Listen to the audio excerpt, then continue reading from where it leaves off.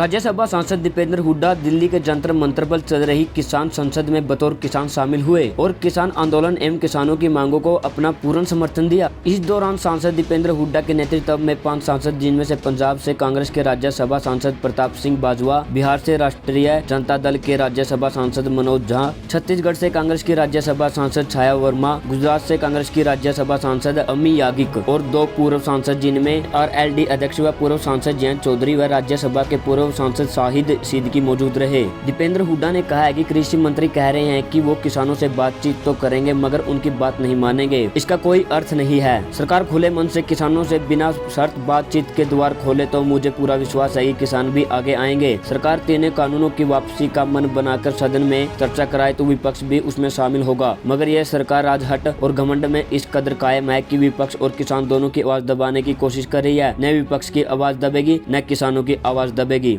आप खुले मन से अगर अपने बातचीत के द्वार खोलेंगे बिना शर्त के, पहले वो आप रख देते हो कि 3 कानून वापस नहीं होंगे, किसानों की बात नहीं मानेंगे, फिर बात करेंगे, कोई अर्थ नहीं। आप खुले मन से निमंत्रण दिए तो मुझे पूरा विश्वास है कि किसान भी बातचीत के लिए आगे आएंगे और खुले मन से 3 कानूनों की वापसी का मन बनाकर आप सदन में चर्चा कराएं तो विपक्ष भी उसमें शामिल होगी। मगर सरकार राजहट पे अहंकार और घमंड में इतनी इस कदर कायम है कि सरकार एक ही चश्मे से विपक्ष को और किसान को देखती है।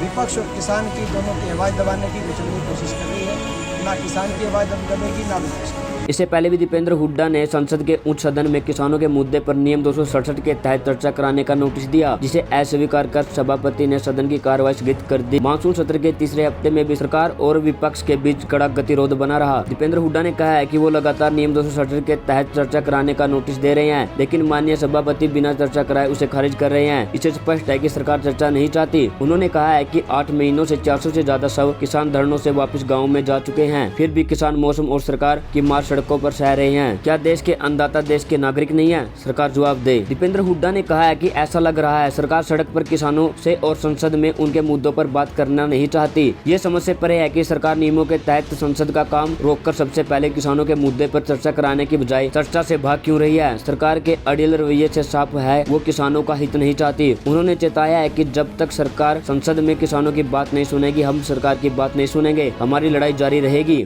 हल्ला बोल हरियाणा।